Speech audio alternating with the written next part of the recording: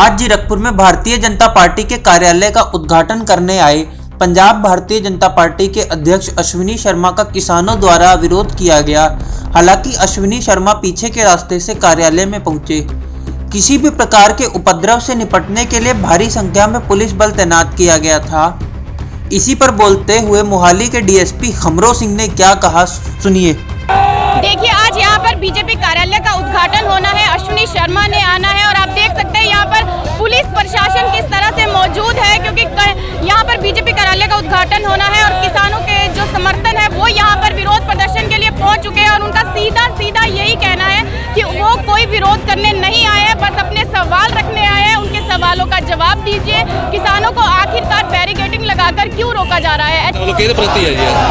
ਇਹ ਜੀ बीजेपी ਦੇ ਪ੍ਰਧਾਨ ਸਾਹਿਬ ਦੀ ਆਮਦ ਦੇ ਉੱਪਰ ਇਹਨਾਂ ਨੇ ਰੋਸ ਪ੍ਰਦਰਸ਼ਨ ਕਰ ਰਹੇ ਨੇ, ਪੀਸਫੁਲੀ ਕਰ ਰਹੇ ਨੇ।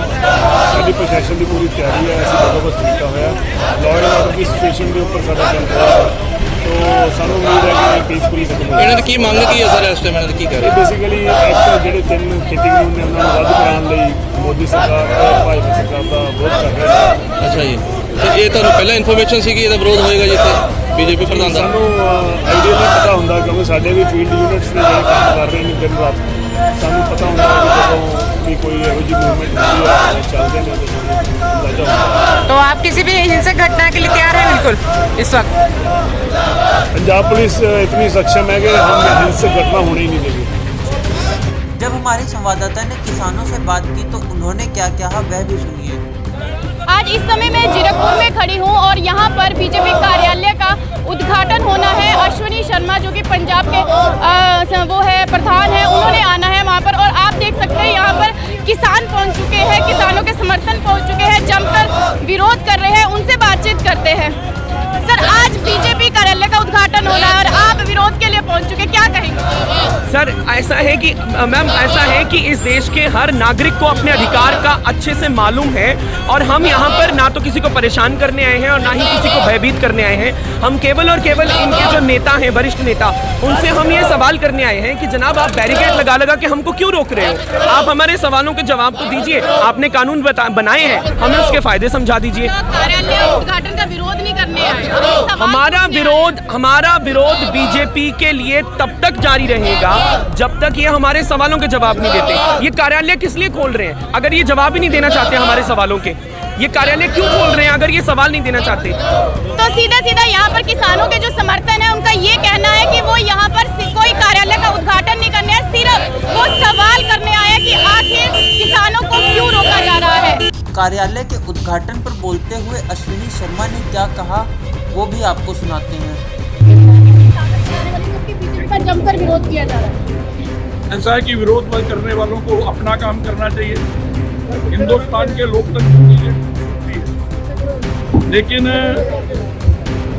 लोकतंत्र के अंदर विरोध भी एक स्वस्थ परंपरा है कि विरोध वाले विरोध करेंगे, लेकिन लोकतंत्र में किसी एक पार्टी को अपनी बात रखने से रोका नहीं जा सकता। अगर निष्पक्ष चुनाव करवाने हैं, निष्पक्ष चुनाव की निष्पक्षता पर ये प्रश्न चिन्ह रहेगा। ये कैसी गुंडागर्दी है कि दफ्तर नहीं खोलने देंगे? ये कैसी एक मिनट मेरी बात सुनिए। आपने प्रश्न किया, बोलना तो मुझे है ना। रैली नहीं करने देंगे? क्या कभी प्रश्न खड़ा किया? अरे एक बात,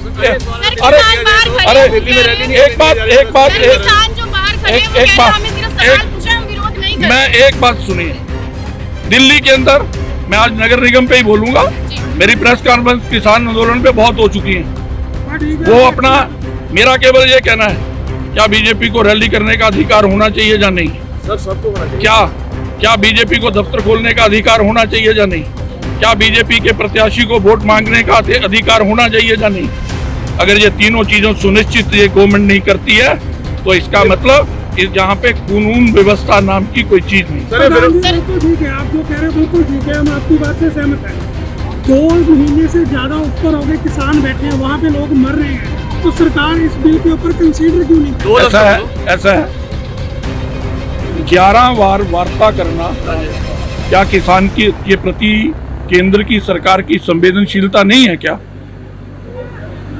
1.5 साल के लिए इस कानून को स्थगित कर देंगे, आओ वार्ता करें, ये क्या संवेदनशीलता नहीं है? मेरी बात को कंप्लीट होने दें। क्या ये संवेदनशीलता नहीं है?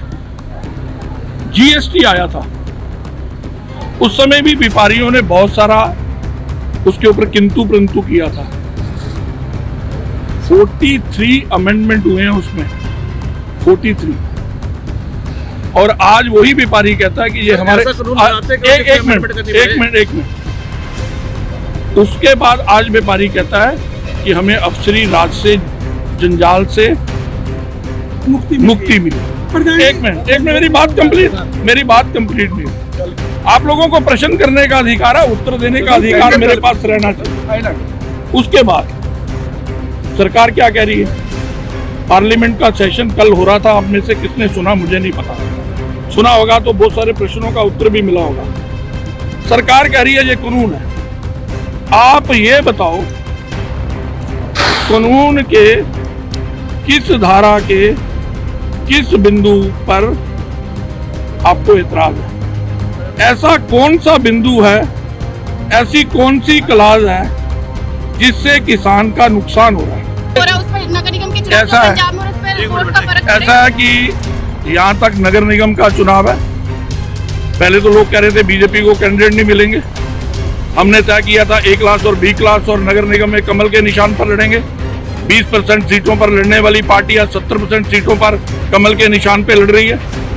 यहाँ तक ये सवाल है, मोदी सरकार किसानों के लिए, देश के प्रधानमंत्री ने कहा, उसके बाद कोई बड़ा नहीं हो सकता। उन्होंने कहा आइए बात करिए। और जो हमने कहा है, जब ये सरकार कह रही है कि 1.5 साल हम लागू नहीं करेंगे, फिर जिद क्यों? जब वो कानून लागू ही नहीं हो रहा, सुप्रीम कोर्ट ने उसको रोक दिया। अरे देश के अंदर कोई सुप्रीम कोर्ट से बड़ा है कोई? जब वो लागू ही नहीं हो रहा, फिर उस पर प्रश्न क्यों? धन्यवाद। न्यूज़ 18 से निधि की रिपोर्ट।